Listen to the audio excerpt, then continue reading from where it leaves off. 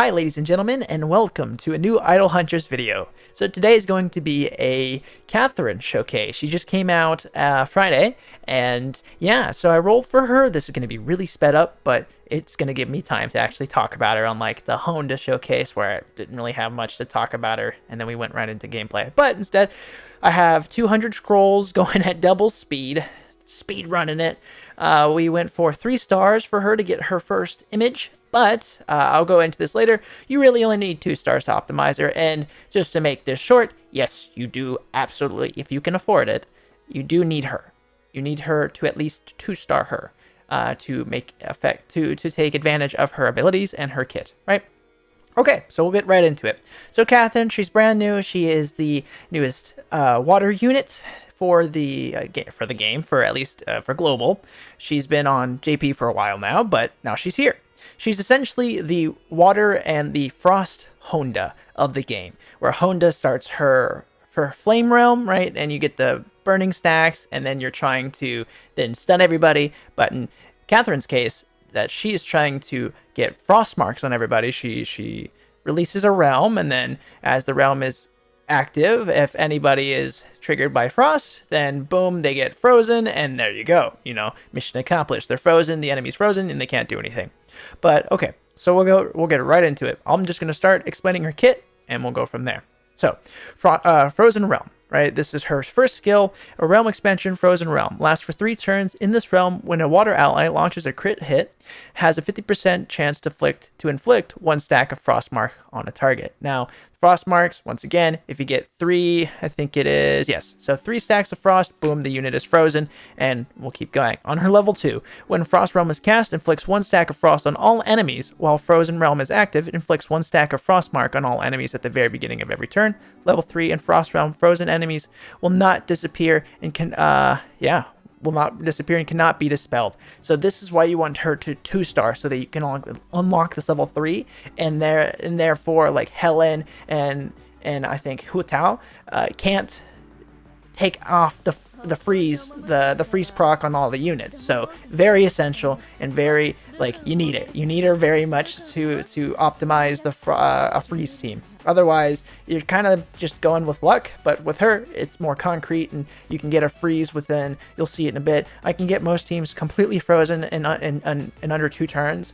If I had more speed gems, it'd be quicker. I think I could do it for sure, guaranteed turn 2, but as long as my team is faster than the enemy's team, I can freeze the whole team in turn 2. So it's just really nice. Awesome, dude. Her animations on her second star, or on her second image, are pretty nice, pretty pog, if I do say so myself, right? But no, she's great. They did a fantastic. Her third image, I don't think I showed it off, but I'm not a fan, not a feed guy. Half of these skins are, for some reason, not too sure why. But here we go, already into the gameplay. We'll move on. So second skill, Blizzard. Casts Blizzard to a 2x2 area to attack 4 times, dealing 90% of her attack in magic damage every time, with a 15% chance to inflict 1 stack of frost mark. Once again, the frost, if you get the 3 stacks, they're frozen. Every attack, magic damage increases by 120% of attack, and chance to inflict frost mark increases to 30%. Level 3, every attack's magical damage increases to 150% of attack, and chance to inflict frost mark increases to 50%. So once again, I got her the 3-star, so I got the level 3 on this skill. Even better, right? We want that. We want frost. We want to freeze the team. We want to freeze the enemy team before they kill us, because I did not 6-star her, nor could I afford to. And we're back. Had to cut real quick because the notification popped up, but yeah, so 3-star got me that level 3 on her second skill. Super essential, super good, but you don't need to if you're trying to min-max her. If you're trying to ball on a budget, you know, just 2-star her and you're good. All right. Third skill, we have Cold Mask. At level 1, Cold Mask protects Catherine, preventing damage taken from each attack from exceeding 20% of her max health. So, which is like fantastic. It means her third skill prevents her from being 1-shot. She can be 2-shot, but she can't be 1-shot. So that comes in handy when you're dealing with like level 200 Thors who can just wipe your team in one go, or anybody for that matter, right? She stays around, which is essential so that you have one more round to potentially freeze the enemy before they kill you.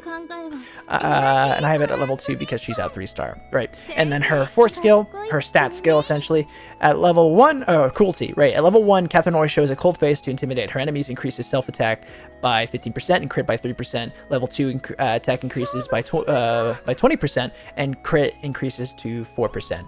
And then her level 3 is that attack increases to 25% and crit increases to 5%, which is, once again, good, but you don't really need to get it. That's a 5-star skill, and you don't get anything for 6-star except for her image and level 200. So, however, her EE, her exclusive equipment, is okay, but it's not like a must. It's not like Chiome where you have to get it.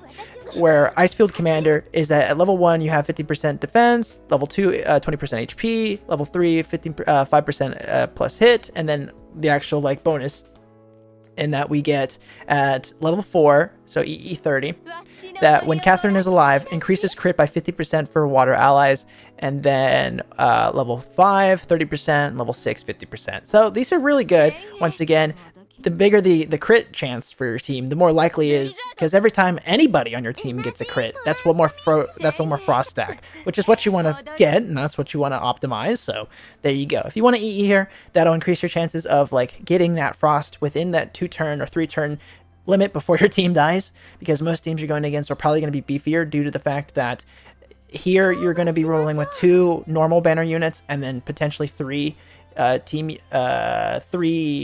gotcha banner units, where I have Chiome, I have Zin, and I have Catherine, and then Akechi, and I think that's Romulus. Yeah, Romulus for the tank, because they all generate that frost. They generate the frost, get the marks, freeze the team. That's the goal. Just like Honda's team, just like a fire burn team, you want to get those burn stacks so that they turn unconscious. But in this case, once again, freeze, freeze, freeze, freeze. So, why do you want her? This is coming from the Discord, the unofficial Discord, so I'm going to be paraphrasing for here. So once again, for a long time, the teams, the Frost team didn't have Catherine, and she was essential. She's your Honda. She's your Honda for your Frost team, right? So you need her to make the Frost team reliable and consistent. So let's see.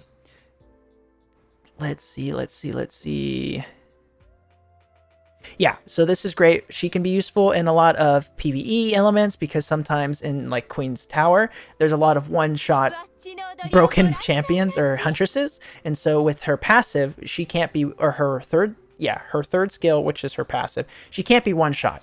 So this keeps you around. Once again, you get that, you make sure that you get that frost on the next turn. And let's see, in Dragon Attack, she's useful because she opens up a new possibility for the Sky Dragon and the T-Rex. She's the only unit capable of withstanding the Sky Dragon's attack due to her passive, and surviving T-Rex for 30 turns is now possible with Catherine, because now you get that, as long as she can take the one hit, you heal her, and then you're good, right? And once again, get her to 2 stars, and you're fine. You're fine. You don't have to throw so much money at it. I think I went a little bit over, but I really did like her second skin better than her first, because she loses the mask. But we'll leave it there. Now I'll do some commentary on the remaining battles. So as you can see, once again, they are really good against wind teams. Fire teams, it's going to be a little more difficult, because typically an enemy Honda is probably going to be around 200, and therefore you'll lose the might check and lose the realm, and then that's game over for the Frost team.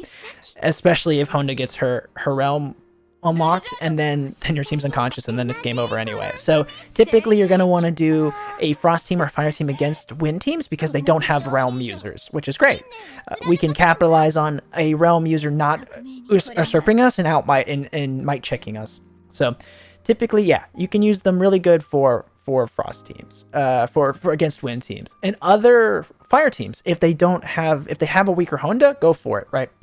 Which I'll probably be using my Frost team against wind teams, and using my Fire team against other Frost teams, and then keeping my wind team against Fire teams. So here's the thing. Typically, Fire teams get absolutely cooked by Honda burn teams, because they don't have Helen.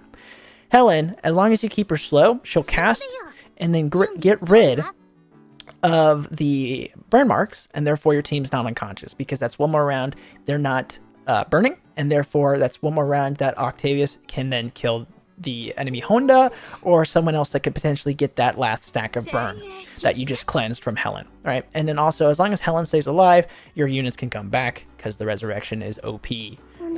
So this clip, I've slowed it down to 2 speed, and you can just see once the team's frozen, you're solid. Pun intended, right? And then see here, she's frozen and her passive, Xiaomi's passive still activates. However, she can't do anything as she's frozen. And it then I don't know if there's like mechanics behind how much more damage you take while you're frozen, but I imagine it's more, but who knows. So they did a nice clean wipe on there. We have my win team just getting absolutely murked by this broken 200 Thor. We put up a solid fight, but then the unconscious burn mark hits, and then that's that. Now we have my burn team from last time. I did 6-star my Honda, so that is good. We get the stun from Hannibal. Okay, there goes the center line. The Hu Tao gets the stun, and then boom. Honda gets the nice column sweep, and Morgana kills off the remaining center tower.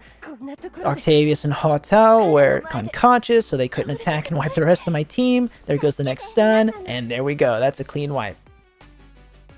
So I think that's it for Super Arena. I think that's that for battling. But yeah, hope y'all enjoy. And I think we'll do one more stat check on here. I hope y'all enjoy this video. Please like, comment, subscribe. I'll try to answer as many questions as I can down in the comments if I missed anything. This was kind of quick. But here's the last thing. You're going to want to give her speed, because you need to get that realm as soon as possible. You need to get that realm established ASAP. Yeah, that's it. Once again, thank you very much, everyone, for watching. Please leave a like, comment, subscribe, and I'll catch y'all next time.